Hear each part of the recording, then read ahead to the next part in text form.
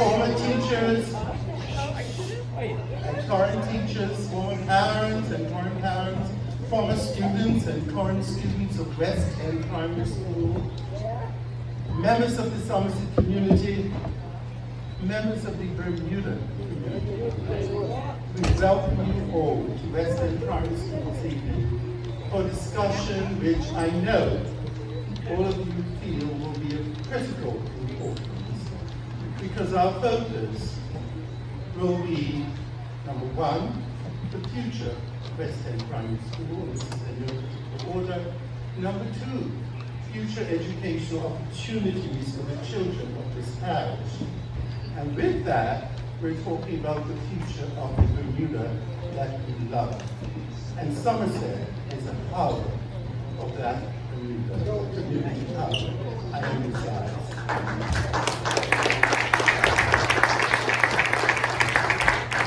I probably require no introduction.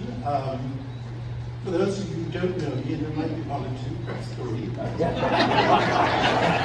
I am Robert Horton. I am a former student of West End Primary School. I and my three siblings attended West End. We lived on Cook's Hill. We could almost hear the bell ring as we would run on Cook's Hill to the school. As I stand here, I'm reminded, Mr. Premier and Minister, this was, I think, the girls' playing field in my day. It was a field. The hall, we would meet in the upstairs corridor. That was our assembly hall. And then we would meet outside sometimes. Is that correct, Cecily? Yes. She's the daughter of a former principal of our school. So there's a lot of nostalgia in the room. There's a lot of passion. But I'm going to say at this juncture, ladies and gentlemen, and notwithstanding the depth of your feeling, the passion of your emotion, your anxiety to speak, I'm going to implore you to do so with respect. We do have our elected leaders in the House, but as importantly, we have each other. And we deserve, everybody deserves to be shown respect when they are at the microphone. With those words, I shall call to the microphone a distinguished daughter of West End Primary School, Pastor Lynette Raynor, who will open the proceedings with prayer. I referred to her as Pastor Lynette Gibson earlier, but you know.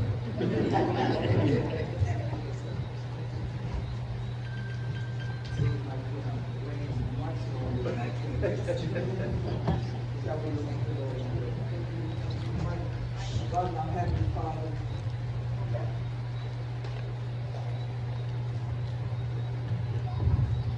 our God, our Heavenly Father, we are so very thankful that you have blessed us to see this another day, a beautiful day that you made. You allowed us to see the rising of the sun this morning, and even now the going down of the sun. We thank you, Lord God, for being in the midst of us as we have gathered here for such an important occasion.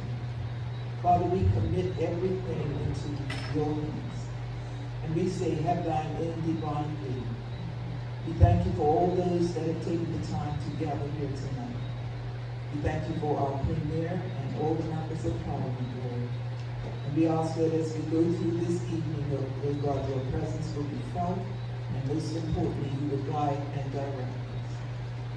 Father, as I stand here tonight, I think of the words in Ecclesiastes 1:3:1. To everything there is a season, a time for every purpose under heaven. We're in a season, we're in a time, and we are here for a purpose. And Father, we're asking that you would guide us and that you would direct us. We thank you for the legacy of this West End Primary School.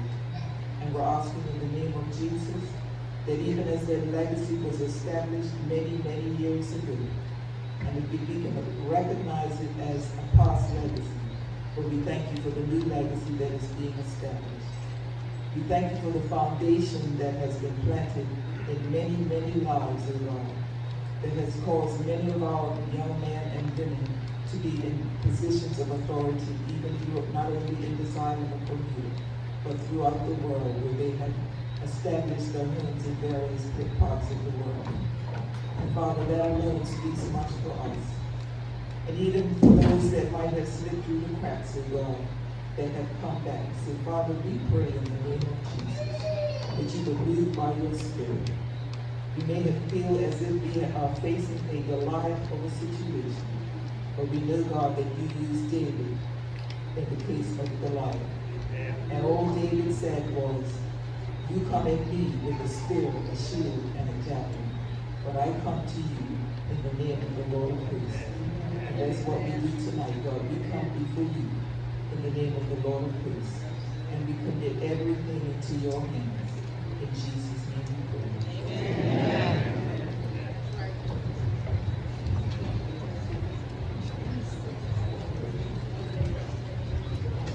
Thank you. And as Pastor Raven was praying so beautifully, we are reminded that it was a spiritual underlifting that guided the early West Enders 150 years ago and through the ensuing decades. You have been given a program for the evening. I think each of you has seen it. The first person at the microphone after me will be Ellen K. Fortune. I know her. As speaking on behalf of the West End. What is your name now? Yes. Warriors or what you got legacy now? West End Warriors, hard-working team that has been working in the best interest of our school, and she will be followed by the Premier, who will be followed by the Minister, and he will be followed by another outstanding son of our parish, the graduate of our school, Dr. Glenn Baskin. And at the end of their presentations, and I'm asking you to just take note of the questions you want to put to any of the speakers, but they will be asked at the end of all presentations. With that, Ellen?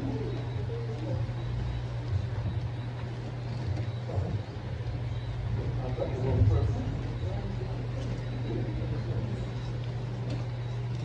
Oh, I apologize. There's an error in the program that I'm holding. Dr. Bascom will be the second speaker here.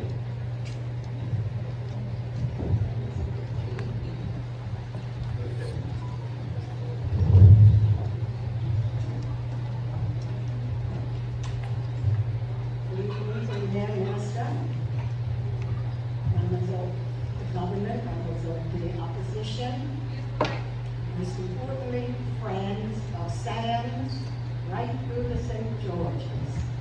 We really have done the entire island tonight, and I thank you all for being here. Welcome to the home of one of the oldest schools in the entire Western Hemisphere, to have continually educated blacks at the primary level. It has done so for 154 years.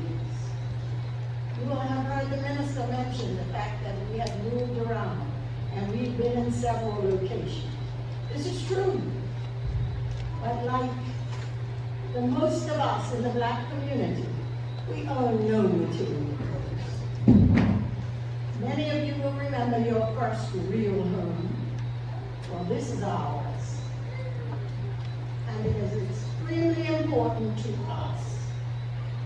Our home was built as a labor of love by black men of Somerset, led by Mr. Elgin and Harper. Our school is built where the people live. And our school laid the foundation of all Somerset families who were not white. It is important to mention that the Portuguese community also attended West End en masse until they were deemed white. Our ancestors attended this school. We are who we are because of this school. Our school, Sam Secondary, and Somerset Cricket Club are the three pillars of our community. And we know you stand outside that door on this pillar, and we can see the other two. And that legacy continues with us, and we aim to have it continue. That is our plan. So we're hoping that Senator Mines take charge and that people understand. Our school is already the hub that government seeks to create. At least two of our Somerset and Queens are aware of that. Because our school community is important to us, we attempted to have this meeting before school closed. Most of us are aware that families take the opportunity to travel out to school. This could not have been a case during COVID, so now they're having time to travel. During this, we scheduled our last town meeting before school closed.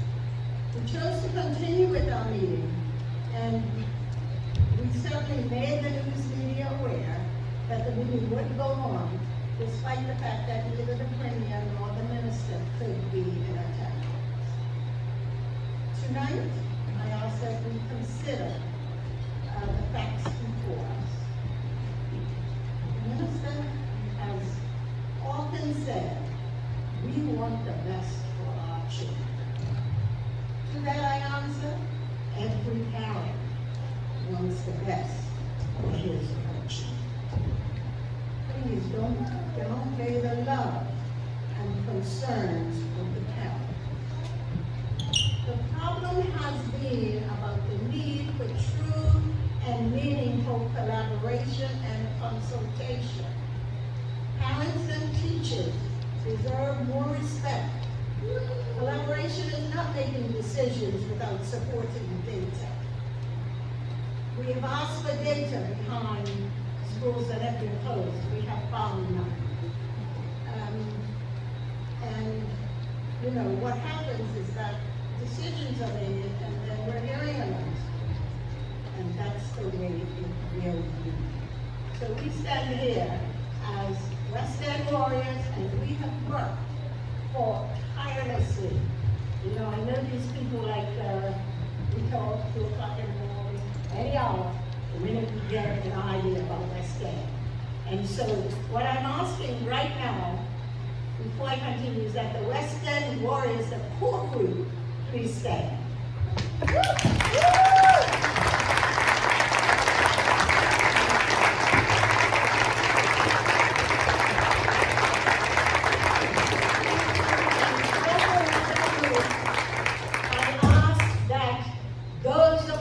Who are here to support West End, join them. Please stand.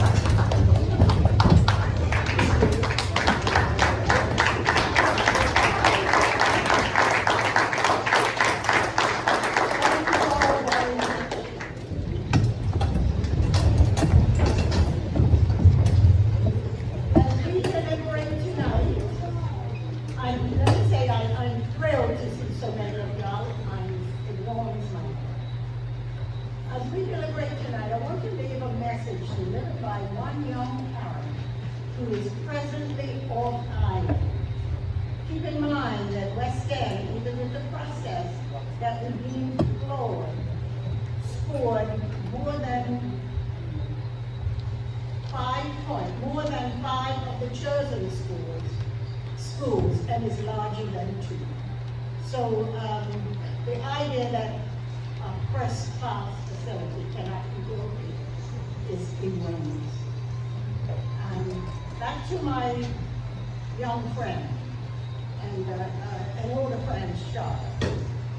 She came to my class and she talked about the 5 big thoughts that she had with respect to the school. She talked about the categories of overarching ideas of community, of population density, of traffic flow, of environmental issues, and of educational services. For community, she talked about the fact that there was no community involvement in the school closures across the island. Not only is she a parent, she's a teacher. She's a parent of some West End school children. Local communities understand factors, a checklist by a set team cannot know. Communities already exist and they should be listened to. For example, as she mentioned, she says she felt the pain of those people from Herring Bay whose school closed abruptly after 99 years of service. For population density, West End is where the people live. She talked about where the people live. Governments whose mandate is to serve the people should try to meet the desire of the majority viewpoint. Governments could consider those who have been disenfranchised or marginalized. Our third point, traffic flow. This is an important factor that has not been adequately taken into account. We have no issue with traffic flow over here. We have a huge issue elsewhere. Environmental issues. She spoke about farm owners, which we don't get over here. She spoke about flooding issues, according to the government's own studies. The last of her points was educational services. Schools could share services. It stands right across the street. We have always shared with them. And when we're ready, we run down to SCC. She said we could share resources like the poor if we got an energetic person. She talked of strong historical services. Many of our parents who went here, then went there. So that's who we are. And she talked that they have always supported and interacted with each other. I want us to remember, just before I take my seat, because one of the things that was mentioned is that we want to make the school the hub of the community. I want to tell you that this school, West End School, is already a hub.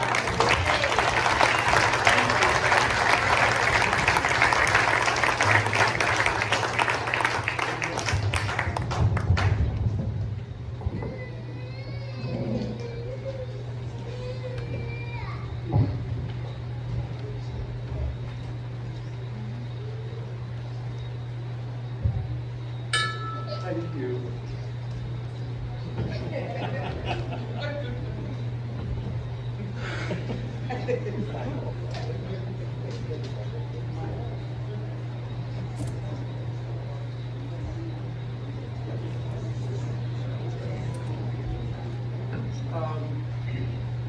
Let's see. Does anybody at the back of the room is having difficulty hearing? Please indicate. I think you can hear me. Okay. Excellent. With those first, thank you, Ms. Horton, and I shall hold to the microphone. Dr. Glenn Bascom. There's probably no other former student of this school who has lived closer to his house is literally a stone's throw over the hedge. An outstanding teacher, educator, Dr. Glenn Bascom.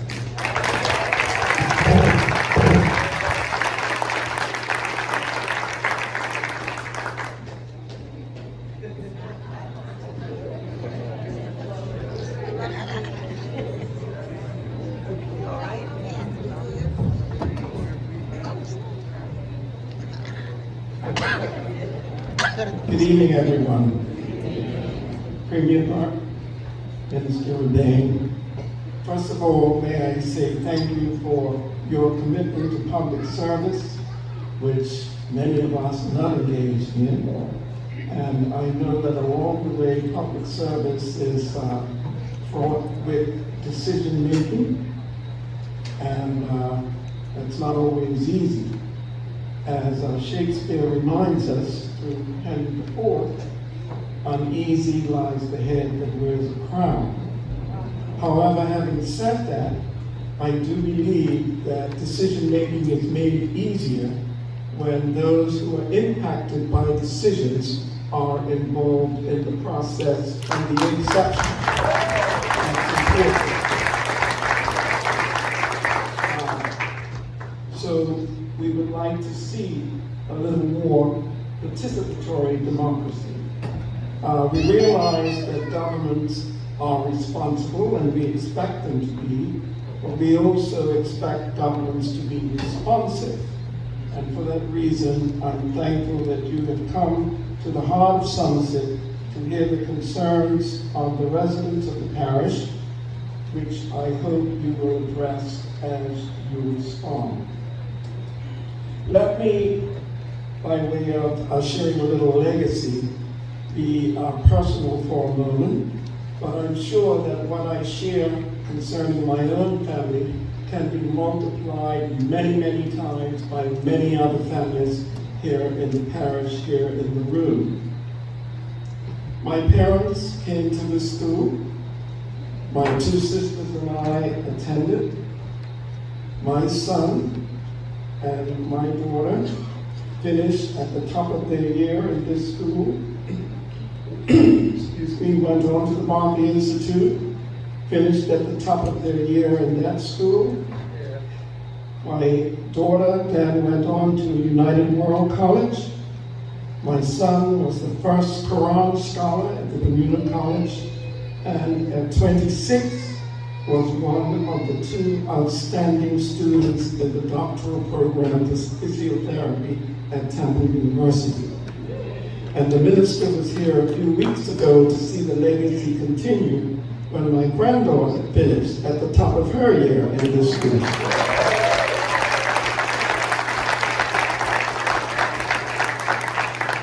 I share that information not to focus on my family, but to illustrate that this can be the story of many, many other families right here in the room right now.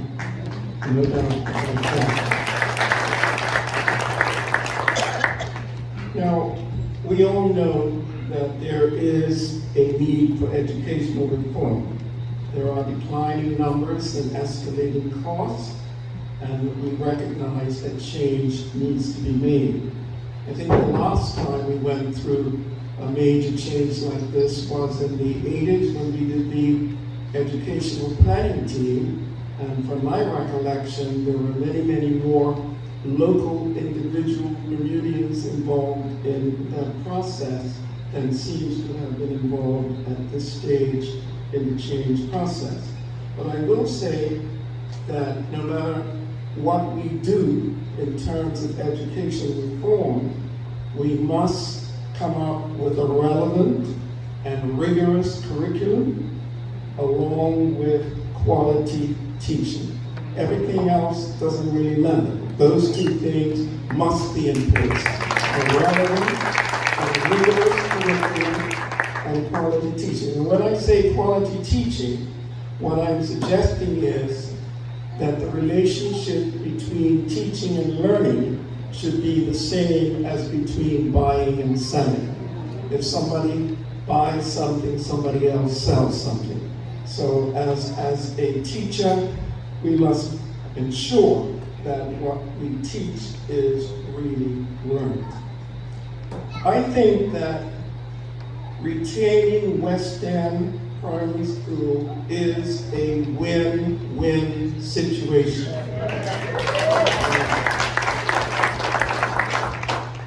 Government wants a parish school, and the people want that parish school to be West End. So here is an opportunity to be responsive. Why upset a community which has supported the PLP for so many years?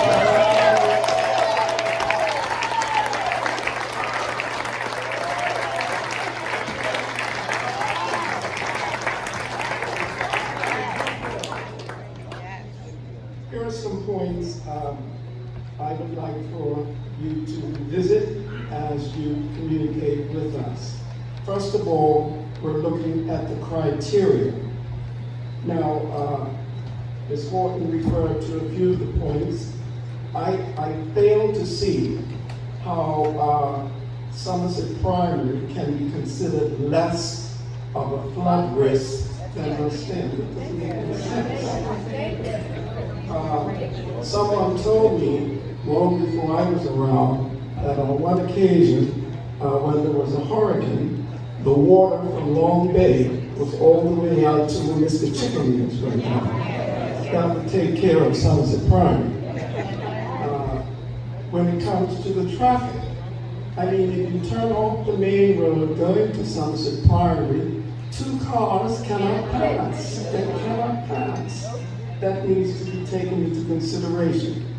I queried what was meant by community service, and I was told that community service meant the closeness of the school to a supermarket, a gas station, and a church. I hope that's not the criteria, but that's what I was told. So we look at the criteria. We look at the compilation of the assessors. There's no transparency there. We don't know who the people are who made the assessment of the various schools, and not only this parish but the other parish. We ought to be able to ascertain whether or not there has been a conflict of interest. If an individual is pro this school or pro that school, they should not be on that committee. So we need to look at that. We also need to consider the process for determining the scores, as well as how they were arrived at. Now, what I look at when I see that, I think of the fact that during my preparation for teaching, and you may know I taught at Sands for 47 years, enjoyed every day. Didn't work a day in my life. Didn't mean I didn't really work, it mean I enjoyed what I did. But I look at this fact. When I was doing part of my preparation, one of my courses was change theory. And we learned in that, as I mentioned, that if you're going to make a major change, those who are impacted need to be part of the process from the inception. I mentioned that. Now, I see here this evening some folk from St. George's, and I think to myself, what would be the reaction if I, a person who lived in Somerset all his life, went down to St. George's to give advice to the people there what is best for their parish? That doesn't make any sense. So what I would like to have seen is a national committee which determined the criteria for assessing schools. That national committee could have been composed of the parish councils, could have brought people who were interested together, and they could have come up with criteria for making the assessments. And once that happened, they joined with people from other parishes, and we came together to decide the areas that are going to be assessed, and then send that criteria back to the parish for people from the parish to assess which school should be retained and which should be closed. West End has a really great historical perspective. As you know, the school opened in 1869.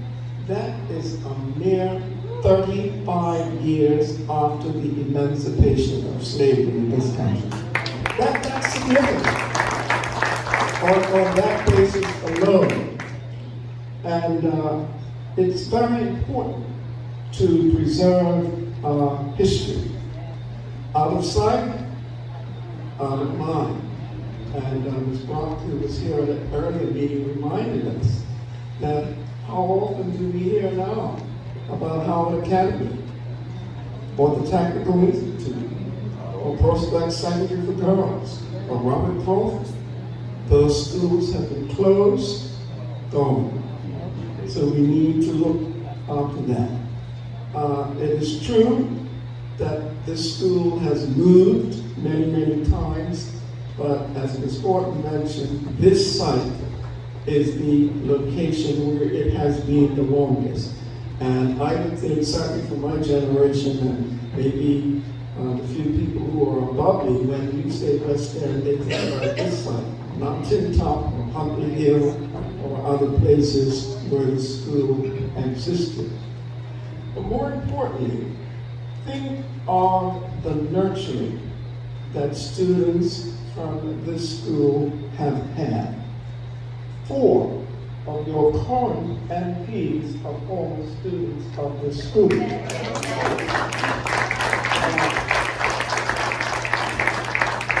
And I see in the audience former MPs who were members of this school body at one time. In fact, we have produced MPs for all of the political parties. I don't know if you knew that. All of the political parties. As you leave, look on the wall out there, and you will see a list of Denton Hurdle students.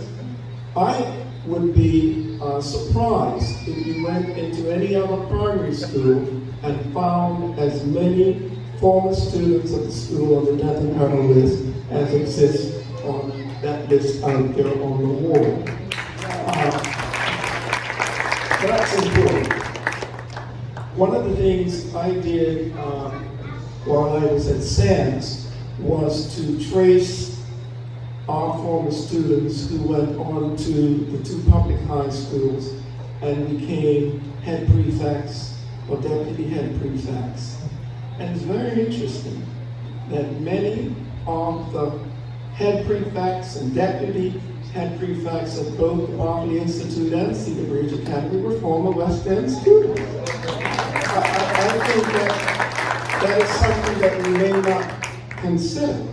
But you look throughout the civil service. I see a former Attorney General here, West End student. 2 recent permanent secretaries here, former West End students. Engineers at Belco right now, West End former students. And the list goes on and on and on. And one thing I think needs to be mentioned also is that, from my recollection, the chairman of the campaign committee for the 2017 election, which brought PLP back to power, was a former West End student, chairman of the committee. And as I understand it, that individual is now chairman of the party. So I say, how can you, with all of that legacy, slap us in the face like that?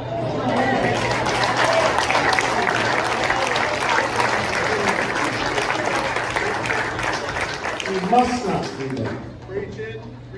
I'm not preaching, I'm teaching. And then I want to make the point about integration. Throughout my whole experience in public school in Bermuda, I was never in an integrated school. I think integration took place in 1965, the year I began to teach. But we know that even since then, educationally, integration has been a one-way street. It has been. That's just the truth.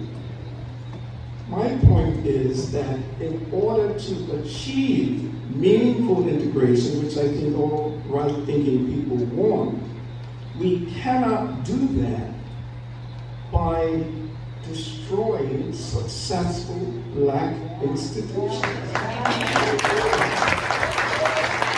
If you want meaningful integration, you have to acknowledge those successful institutions. And to me, to keep Somerset Primary open would be like disregarding the historically disenfranchised and disadvantaged, and once again rewarding the historically privileged. There's no way you can get around that.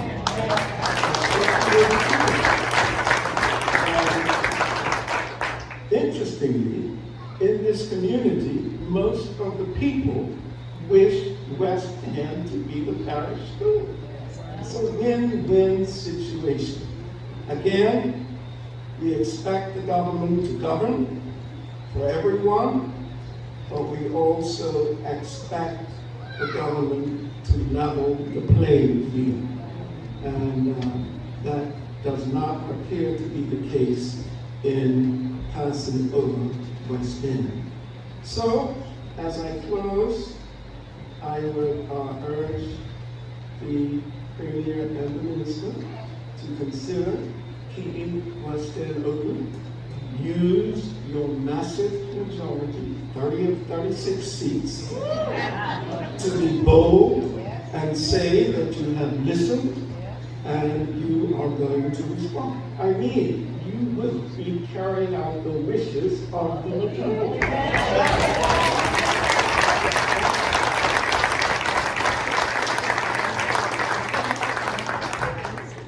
I think the government needs to be seen to be doing something for the majority population and attempting to right some of the historical wrongs. Please, don't foist on the Somerset community something that the people do not want, did not have a direct say in determining, and certainly we don't want to cause a whole pile of grief for everybody at the next election.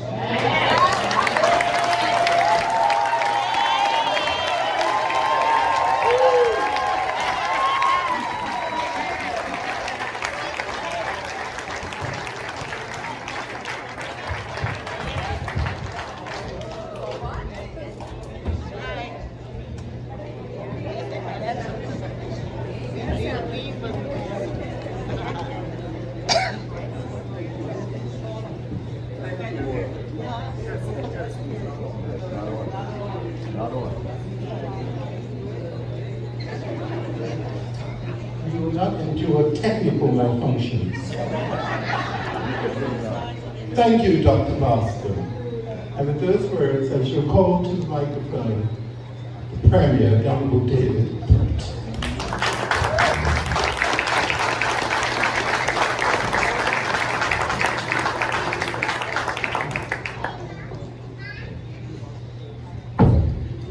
Thank you, Mr. Orton. Thank you, Dr. Bascom. I like that name.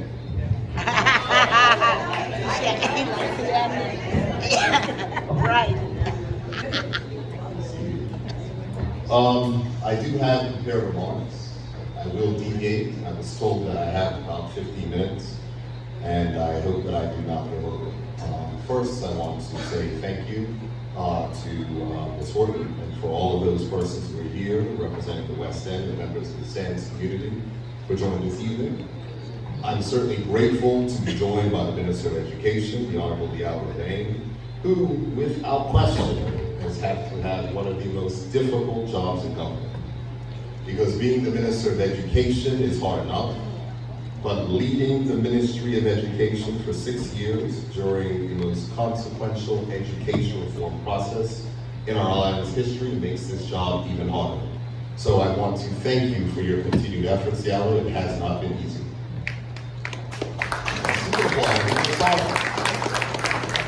And I see that we are joined by many ministers and MPs this evening as well, even the leader of the opposition, Mr. Bascom. You Dr. Bascom, you got him out. Good evening to all of you, and good evening to everyone who is here this evening. Oh my goodness, I didn't see Clyde Bester back there. I'm in good company. You know, I have this on book, I know that. Allow me to correct the record, because the agenda which is handed out says that my comments will be titled, Why West End Primary Cannot Be the Parish Primary School. Those will not be the topic of my comments. What I'm here to say is that we are here, the Minister and I, due to our continued commitment to open and productive dialogue regarding the site of the future parish primary school in Sands, and also to ensure that we share the importance of this government's ongoing education reform that is to benefit this generation of students and future generations of students. And it is clear by the attendance here this evening that your presence demonstrates a deep respect and dedication to this community and your concern for ensuring that the government acknowledges the legacy that West End Primary represents. This evening is the third meeting, important to note, the third meeting that the Minister of Education and I have held with the West End Warriors, as we felt that it was important to engage at all times on these issues. However, this is the first meeting in a public forum. And it's important for me to set out the timeline of the efforts made by the government to hear and listen to people of the West, specifically the West End Warrior Group. In advance of the public meeting, we invited representatives from the Cabinet Office at the beginning of May, and a meeting that was facilitated by a neutral moderator. We established the government's commitment to connect and hear their concerns directly, and confirm the government's desire for constructive discussions that would increase the opportunities for collaboration in exploring potential solutions to what is clearly an impasse. The second meeting was held at the beginning of June, and it allowed the government to respond to numerous questions that were submitted by West End Warriors at the first meeting, related to the scoring rubric that was used to objectively identify which site in each parish would be most ideal for a new parish primary school. The purpose of this meeting was to look for a way to find common ground in a constructive way forward. A suggestion was put forward by the West End Warriors for the government to reevaluate the scoring of the Sands area, which the government agreed to consider. But what we also wanted to ensure that after any rescoring, we could move forward to address the wider issues of the new parish primary school. Now, I will let the minister speak further to that specifically, as that is under his responsibility. But there have been some who have implied that the government is not listening, and I want to clarify that, because I understand how it must feel when decisions go against your way. It happens to me all the time. But at the core of everything, we want to be as transparent as possible, so that all of those who vote for us and those who do not vote for us can accept that the process used to decide the site for the parish primary school was a fair one. And I know, because I've heard directly, that many of you in this room feel that your concerns have not been given the attention they deserve. That is not correct. As I've stated on many occasions, no leader of the Bermuda Progressive Labor Party and a PLP government would willingly pick a fight with the Sands branches and the Sands community. That is a fact. I said that when we were down there in 2020, 2021, I will repeat that. And for myself and the minister, this has never been about closing West End. This has always been about advancing education reform to ensure that we can actually deliver education reform and picking the best sites throughout this country to build new schools that will serve our children well for an ever-changing world. So let me say this. The minister, myself, the government understands that West End Primary holds a proud and historical legacy that carries significant meaning for the people of Sands and the generation of Black families that attended it. Disregarding that legacy was never and is not the government's intention. And the process we undertook, as I said, was never about closing West End Primary. So here's what I will say. My commitment to you is that there will be a West End Primary in Sands. That is the commitment. It was a suggestion that came from the consultation, and it is one that the minister is fully on board with. An issue is not the legacy of West End. An issue is the site that the new parish school is built on. Now let me say this. We've spoken about legacy, and I fear that this has also distracted us from talking about the future, talking about the new schools that will be built. I heard the comments from you, Dr. Bascom, when you spoke about we need to make sure that whatever happens in our education reform is about the curriculum, improving teaching and learning, all of those various items. That is what the majority of education reform has been focused on, about having new curriculum, about making sure that students can learn, about making sure that the skills are adaptable to the future. Only 15% of our work is focused on infrastructure and buildings and those type of items. And so what I will say is, We are looking to advance education reform, and we are here to listen to your concerns. Because we want to ensure that we build common ground so the conversation can move from where the new school will be built to what will be in the new school. How will the new school better serve the community, and how that school carries on the great legacy of West End. So our intention here is not to diminish the historical legacy of West End. I know that, the minister knows that, we all know that. It came to us from the very beginning when the decision was made. And as I've indicated to Ms. Horton and the groups at CME and the people in Somerset, we did everything possible to find a way to make this work.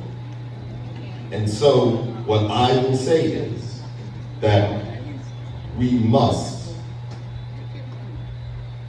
advance this topic of education reform to ensure that our children and our families have greater choice in what they learn, how they are assessed, and make sure that they have more opportunities beyond school for employment, further studies, and entrepreneurship.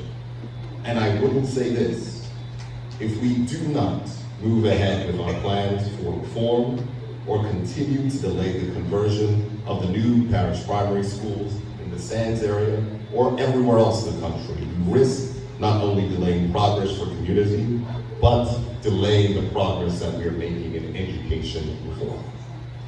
Now let me close by saying this. When we returned to office in 2017, we knew that there would be many tough decisions ahead. Education reform, which was the #1 thing inside of our platform, was undoubtedly an area that we knew would require both tough decisions and strong leadership and support. Key point, as we've heard tonight, support from the community. We appreciate that not all will support some decisions that have been made, and there have been many.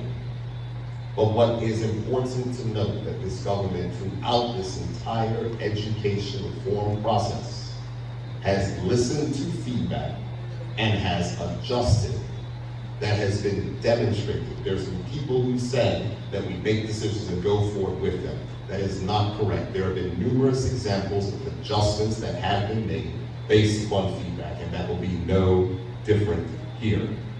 But it is critical, as I said, when we reach the point of decision, that we have those matters done in collaboration and dialogue, and not to do them in an adversarial manner. Because one of the key points of consideration for me has always been that the needs of the many have to outweigh the needs of the few. So, as I said, I don't want this to be a fight between West End warriors and the government. Though Ms. Ellen Gayport and I butt heads sometimes, all the time. This is fair. She's a very strong woman, I get it. But the thing is, the key point is, that we have been willing to collaborate and discuss because we recognize the challenge that this has caused. And I will say this, as a parent of children in the public school system, I am not immune to the impact that these decisions have. My children attend Northlands Primary, which was also not chosen as a site. My children love Northlands. I love Northlands. But here's the thing. Just like the persons at Parent Bay, just like the persons in other places, we recognize that this decision is not just about us. So, as I close and we begin our discussion this evening, I will only ask that we have this discussion bearing in mind the broader context of education reform. That's the one thing that this government is committed to. And tonight we will make sure that we listen to one another's perspective and respect what each person has to say. So as I close and say this, the Minister of Education will be saying something and will be responding to the meetings in which we have held with the West End Warriors group. And I sincerely hope that we will heed the comments of the Minister of Education as we look to move forward in a spirit of collaboration. This is about ensuring that the legacy of West End is preserved and is advanced. And you have my commitment that we will do everything possible to make sure that this can work while ensuring that we complete the process, which is critical for this country, of education reform. Thank you.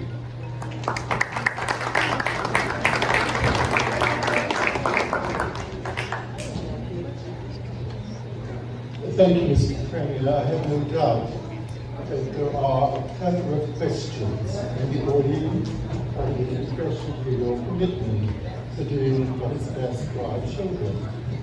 Mr. Education Minister, the floor is yours.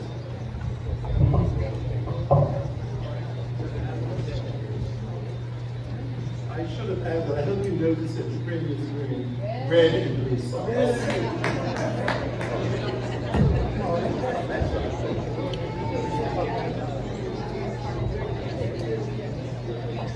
Good evening, everyone. I'm actually glad what I was wearing. I come from some country. But I just want to thank everyone for coming out. It's always a pleasure for me to be available to discuss the government's agenda when it comes to education reform. The ministry, the education reform unit, the Department of Education, those representing schools, communities, and business partners and industries have been working hard to move education reform forward. This reform process, which will provide our children and future generations with a 21st century system that will give each and every child a personalized process that will see them reach their full potential.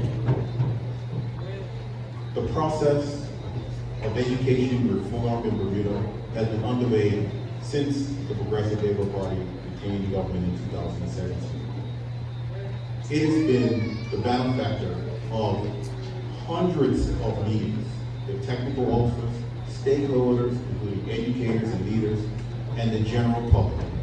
It has been the beneficiary of thousands of submissions from the public and countless reports which support our vision for change of education in Bermuda, most of which are in the public domain and can be read on our website.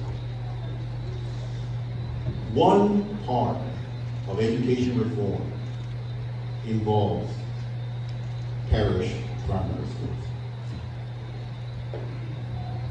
This process started with a consultation in 2020, December 2020, that went out to the public.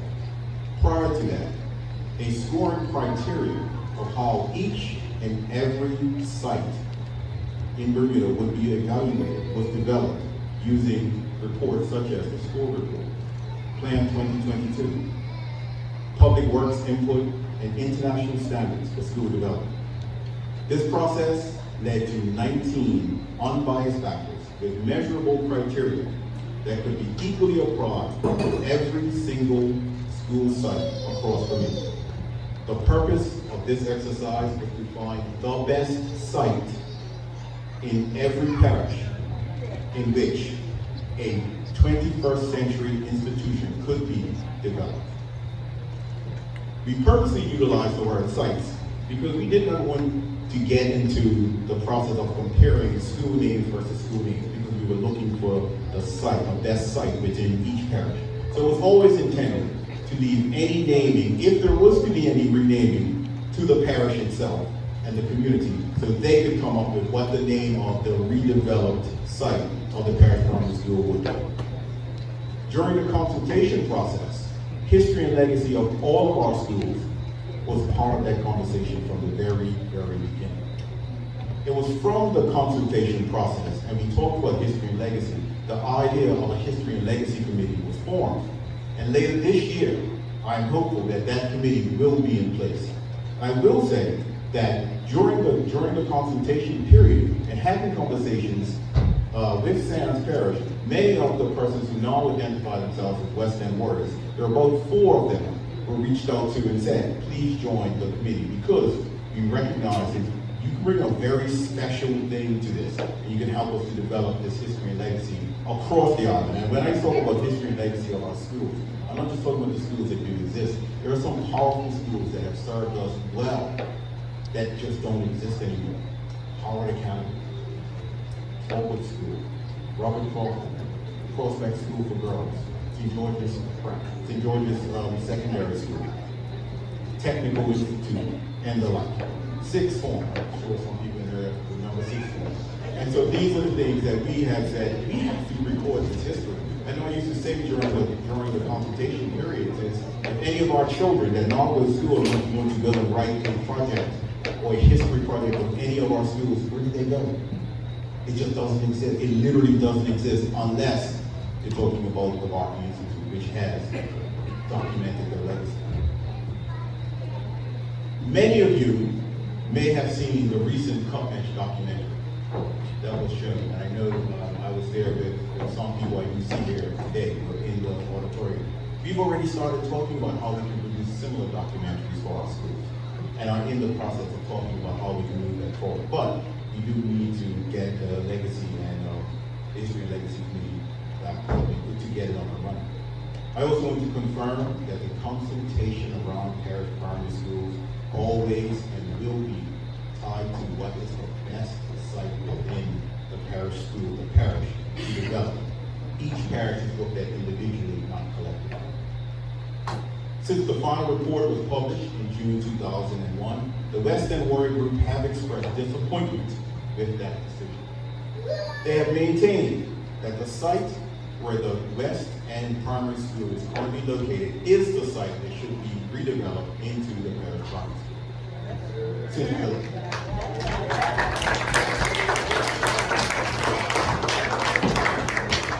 Since July 2021, the West End Warriors have sent multiple types of correspondence, which we've attempted to provide answers for, and technical officers within the ministry have met with representatives on a few times.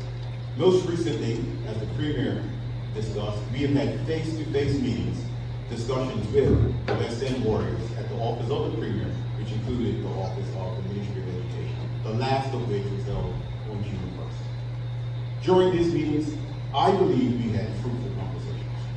The Ministry of Education answered every question asked and discussed the criteria used for the scoring and the West End Warriors' issues with the methodology used. The ultimate position that came from those meetings is that the West End Warriors said that if they felt that if the evaluation was done again, they were confident the scoring would come out in favor of using the current West End site as the site to be redeveloped as the Sands Parish Primary School. There was also much discussion about history and legacy of West End Primary School and its importance to the residents of Sands. The Ministry of Education, while standing by its original evaluation process, said that we would take on the West End Warriors' suggestion and revisit the scoring process.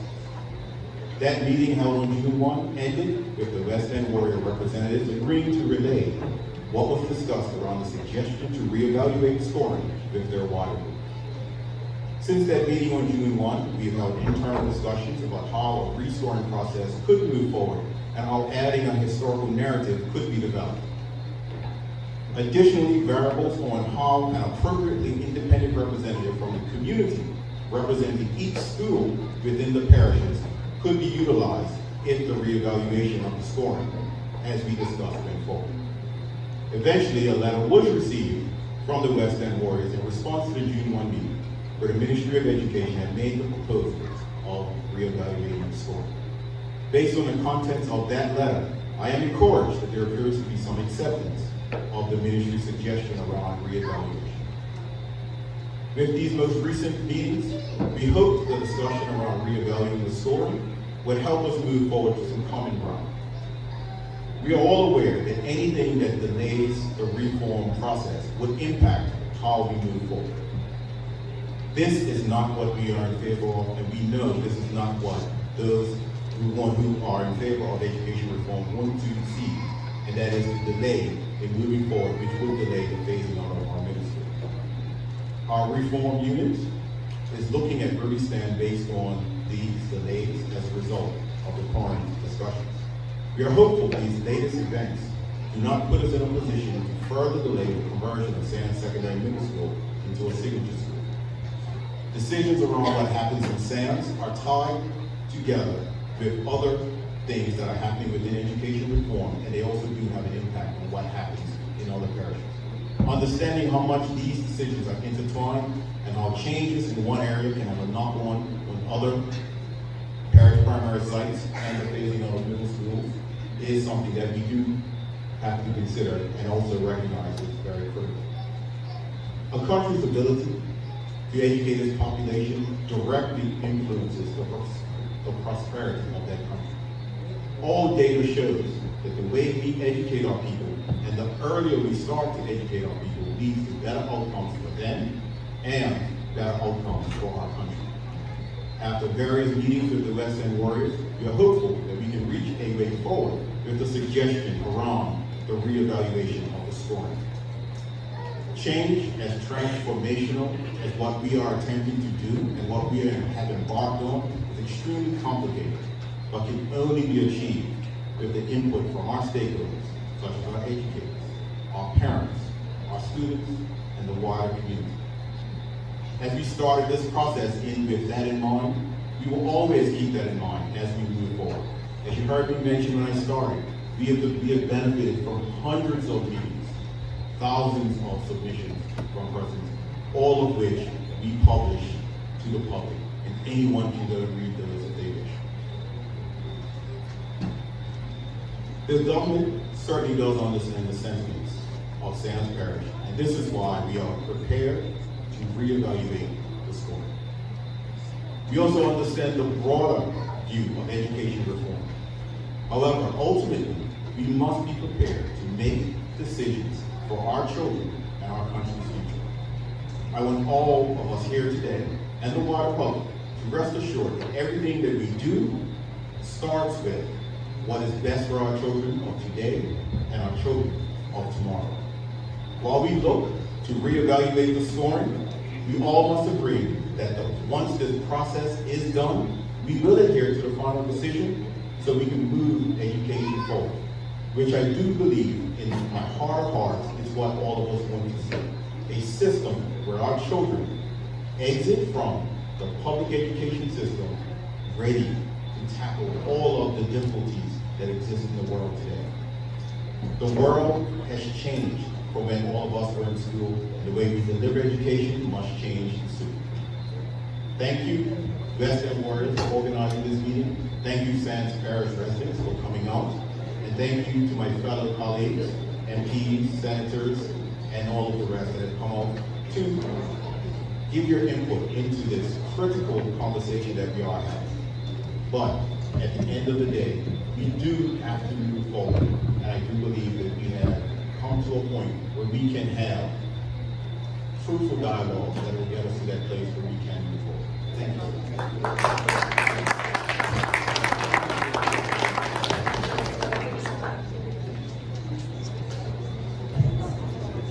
Thank you, Minister. At this juncture, we will entertain questions from the floor. I'm going to ask you to be brief and to be concise.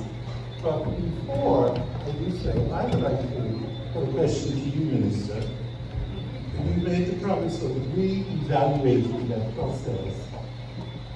Did you state, or did I miss, or is it implied, that the history and legacy aspect will be a critically important component of that re-evaluation process? I didn't mean to put words in your mouth. But we did. The history and legacy will be part of the process. I'm sorry, I missed it. Excellent. And the minister said that's what West End Warriors asked for, that's what they're getting. Questions, please. Madam. There's no one. If you want to come here to ask your question so that everybody can hear, and indicate this for the Premier or for the Minister. Good evening, everyone.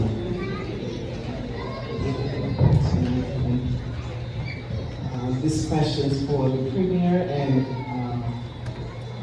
Mr. Ravine. Thank you for your speeches. Very briefly, Three things that I'd like to say is that you brought forth in your speech collaboration, 21st century. My question to you is a challenge. Compare and contrast. Compare and contrast Port Royal Golf Course, America's Cup.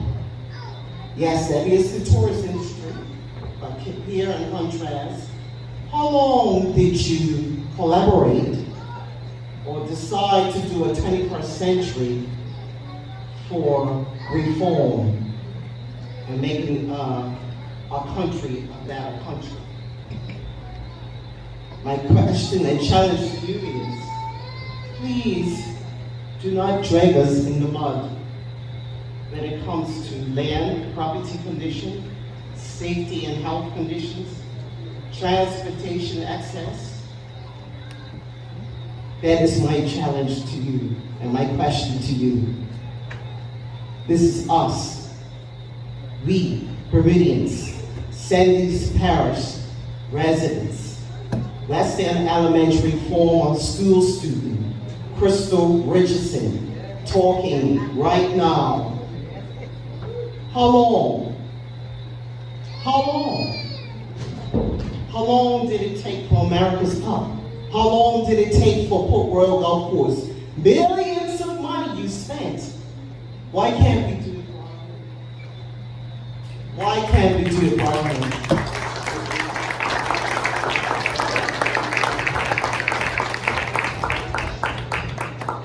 Thank you, Ms. Richardson.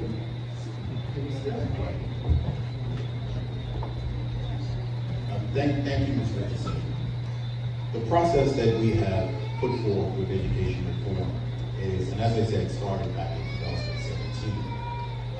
The bulk of the work that has been done to date is to design what needs to happen inside the classroom, what needs to happen in order for our children to have 21st century learning opportunities.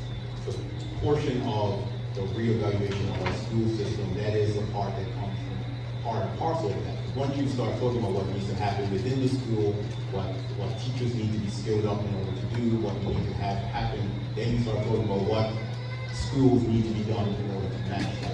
We're in the process of developing what we call the master plan, which will actually, and we did come out in April to talk about what that master plan could look like for consultation. We're now taking those, and from that particular consultation, my technical officers say we received around 900 submissions, but now that they've been collated, it's actually down to around 700 because some of them were identical.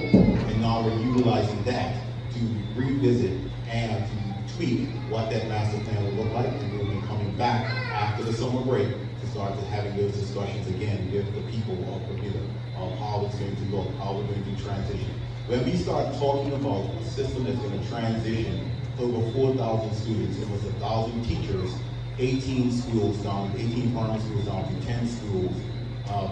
The removal of the middle schools, and then the introduction of signature schools. That is not a task that happens overnight. One of the things that we have learned is looking back at what has been done in the past, what has been done when we moved towards the middle school.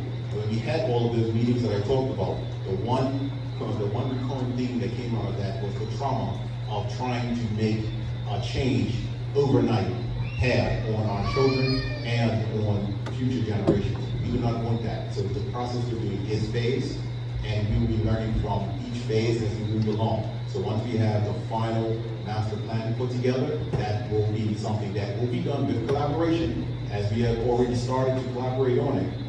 With the meetings we held back, the 40+ meetings we held back in April, then we will be able to give a better understanding of how and when the transformation will happen to answer your particular question in Sands Parish. Ms. Richardson, thank you very much. Let me just build on what the minister said, because I want to make sure I address what is an elephant in the room, I guess, because people are talking about, when I hear you talk about how much we spent on the oil and how much we spent on America's Cup, I guess the question is, how much are we going to spend in Sands or somewhere else? As the Minister of Finance, I remember when the education reform team came to me, and what I said is that we are making an investment in the future. we will ensure that we find the money to build the facilities that will make sure that our students of this generation and future generations can succeed in a world where education is different, where technology is more present, and they can be ready for the jobs and life of the future. So we are going to make that investment. I told them, do not think small. There is far too much that is riding on this because it is so important for the future. Education is the base of everything. There's a reason why it was the first item in our platform. And I know that this LK Gordon was speaking to me, but I want to tell you, I'm not sure if you remember Western Warriors or not, that the fact is the Western Warriors came to us, they sat down in meetings, they asked for reevaluation that would include the history and legacy component. We have committed to making sure that we do that because we want to listen, because we know that we cannot do education reform without community support, and it's vital that we get past this so we can focus and talk about what will be in that new school versus where that new school will be. Thank you.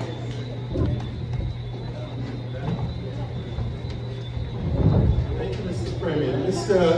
Herrington, the wiser and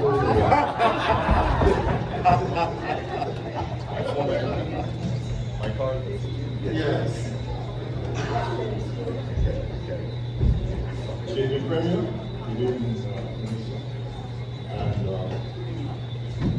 Western Warriors. Many people say, well, why are you standing up there? You're not something. Well, let me praise you. I'm 80 years of age. I was born in Skull. I went to Mr. Clinton School. I went to Flat Top. This school. I ended up at West End, West Pembroke, where the Premier is my board's constituency representative. As a previous member of the government, and a serving member of the I want to give some advice. I'm gonna depend on age and experience. I've heard this before. You never know. Stop dating.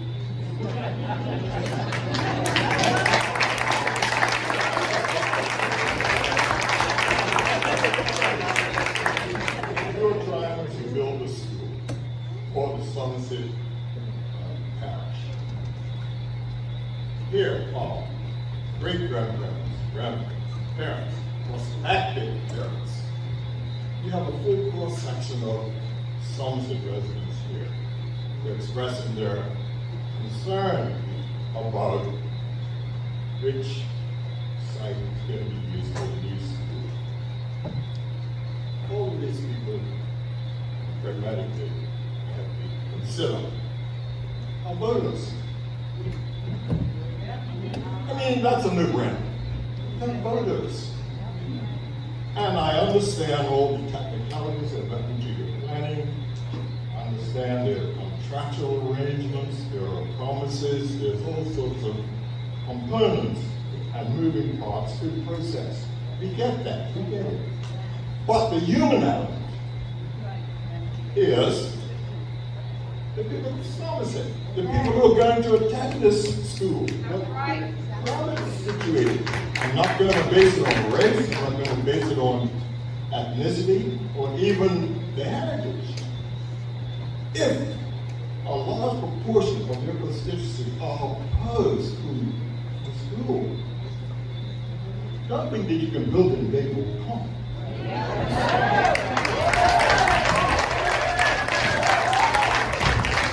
This is just hard-headed common sense. If you're going to build an institution and you expect these people, us, to attend to the school and to accept it, then they have to be happy with it. That's basic. I believe that I'll just say, some people get very enthusiastic with the process. They talk about fairness.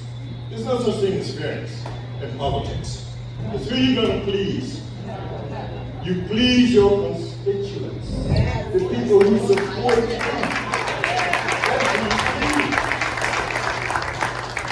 listened to my good friend and former compatriot, Dr. Boss.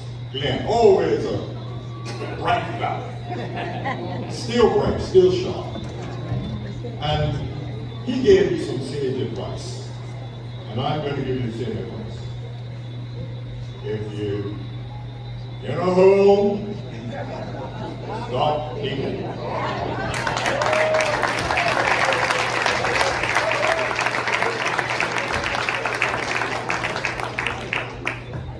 So, Mr. Parent Chief, I want to correct you, of course. You are my boss as I am your head. So from that, let me just say this. The political reality is certainly not lost on me or any of my colleagues. But when we speak about no contracts, no this and promises and all the rest, none of that is part of the consideration. When I went to Somerset in, I want to say 2021, when this decision and discussed this particular issue, as I've explained to Ms. Ellen K. Porton and others, when the first letters came in, we sat there and reviewed the items to see if there was a way that we could adjust the decision of which was made. Understand, I know it's technical, but you're, former Attorney General and a senior lawyer is sitting next to you. There's been many education reform processes that have been tried in the past that have failed because they were subject to judicial review because processes were not laid out and followed. When we engaged with the West End Warriors, we tried, the purpose of that was to try to find a way forward. When you say, in your hole, stop digging, I agree. And so, what the minister has announced today is that we are going to do exactly what was requested of us from the West End Warriors. We are going to look to reassess to ensure that there is community buy-in and understanding there's no questions of fairness and other types of things. The political realities are not lost on me. To be clear, and I have to say this because I've said it many times, when this first came, the minister and I wanted to ensure that we changed the sites. I have to say that again. We wanted to. The arguments that were made, we accepted those arguments. However, if we did adjust and deviate from the scoring that was laid out, it would have meant that the entire education reform process would have to have started again. Everyone is asking why. Hold a second. Everyone is asking why. Everyone is asking why. I understand. We must harken back to previous education reform efforts where they were challenged because they were not laid out on objective criteria. But what came in the meeting were some questions that came up. And what we have said is, yes, we will reevaluate. Yes, we will include the additional factors because we want to ensure that what is done with the buy-in, with transparency, and that is what we are going to do. So I accept what you were saying, and I will say that we are going to start digging and move forward with this reevaluation so that hopefully we can arrive at a place where, as I said in my speech, it will always be a West End in Somerset. Thank you.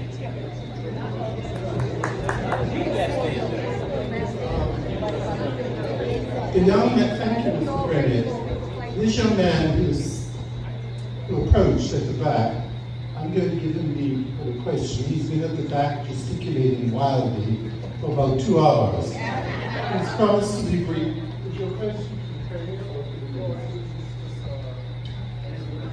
You may have a minute. Yes. Good afternoon, community. Yes, Premier. I'd like to say that I care about the children. A young person, I'm 29 years old. I just would like to state an opinion as to how we can come up with a solution to actually fixate the problems that we have here. I do know that it is a generational thing towards that they reunite these communities to bring them closer together, communities to really monitor the people. But you know, I just think that why can't we come up with the solution to actually prioritize the school? Now, let me finish it. You know, we can not to create a pattern, but you know, towards we can look at it on a broader scope, to whereas we would have not just united one Somerset aspect, because those who learn enough from history are due to repeat it. And look at it, there has been problems that have evolved over these years of impact.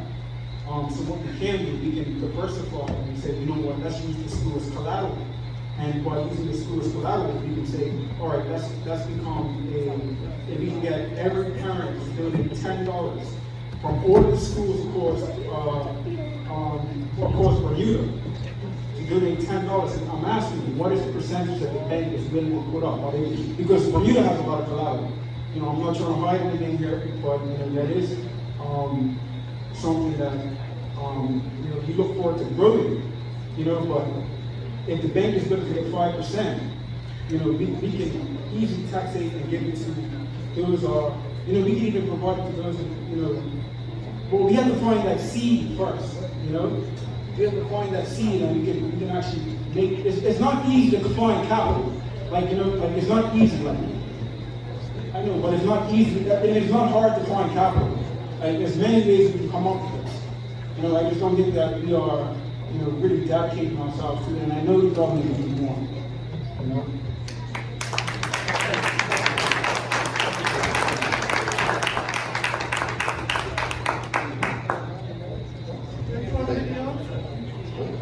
I thank the young man for his question, and I think one of the things that's important to know is that we have to take into account all the areas. And so what the Minister of Education has done throughout the time, its educational forum team, they continue to go around the country to listen to views, and in fact, it goes into decision making. So what I want to tell you, you're not, you know, you're 29. I remember when I was young once. What I would say is be engaged, be a part of the conversation. Make sure to continue to submit your views, thoughts, and ideas, because though what the totality of education reform is bigger than just schools, etc. It will require the community, it will require support, it will require all of those things. So I understand where you're coming from about making sure the community comes together to invest, and there is opportunity in what the future will be to make sure that the community can be a part of it. So thank you.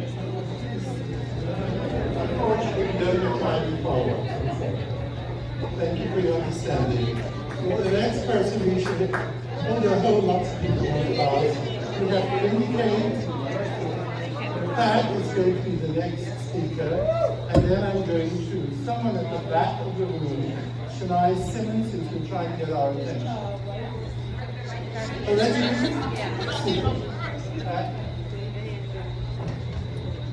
Thank you, Mayor and whichever speaker works. Okay, here we go. Again, good evening to the Premier and to the Minister, and thank you to everybody for coming out tonight. It's just, like Ellen Kate said, very heartwarming to see so many people, and also to see the number of people who stood up with the West End Warriors and indicated their support for West End Primary being the parish primary school. It seemed to have landed, unfortunately, on blind eyes and deaf ears. But right now, I just want to clarify something, because the minister and the premier both said that in our meetings down at the cabinet office, there were three of us, Ellen K. Horton, Akila Simmons, and myself. They said that we agreed to some things that I don't recall us agreeing to. So I just want to clarify that. because one of the things we asked is for a redo, a recalculation of the scoring, because we were confident that if it was redone fairly, West End would come out on top. However, our definition of fairly meant that it couldn't have the very same assessors that it had already had, and it couldn't have the very same criteria, because obviously the result is going to be the same. And that is not what we were about to accept on behalf of all of you, that we would go into a situation and agree to have the same thing done and expect a different result. That wasn't going to happen. So we took it upon ourselves to reject that. And our request to at least have 2 West End warriors join the assessors was denied. We thought that might have been a fair compromise. But the answer to that was no. So, that's just to set the record straight there. There have been a few things that I've heard this evening that do not reconcile with my memory or my notes. So, I don't know, they may want to rebut this, and they're welcome to do so, but I want you to know, I don't lie.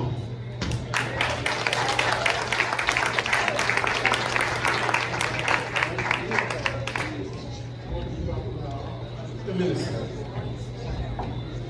Again, I just want to thank Pat. I want to thank the members of the West End Warriors that did come and meet with us.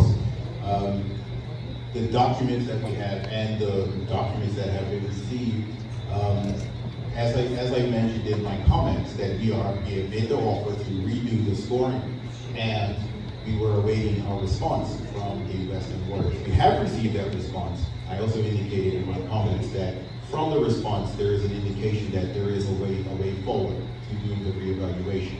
And so that's what we will be working on, and that will be done, something that we'll have additional conversations around. But we, as Pat, who just spoke, that it was established that part of the issues, the main issue was they felt that if the scoring was redone, that there would be a different outcome. And what we're saying is that we have offered to actually go down that process. It has to be a structured process. It has to be a process that is measurable. It has to be a process that is fair. It has to be a process that doesn't invoke, that can be held up to the scrutiny of life. And so that's what we will move forward to.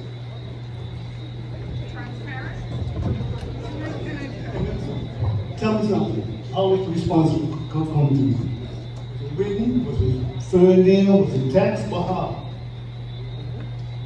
How response? What is the response? Show us the response that we gave you, saying that it's okay. It's an outright lie. Those are lies, isn't it? Outright lies.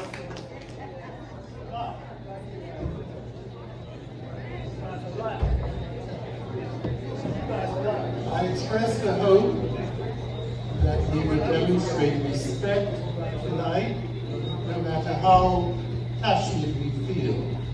I'm not saying that wasn't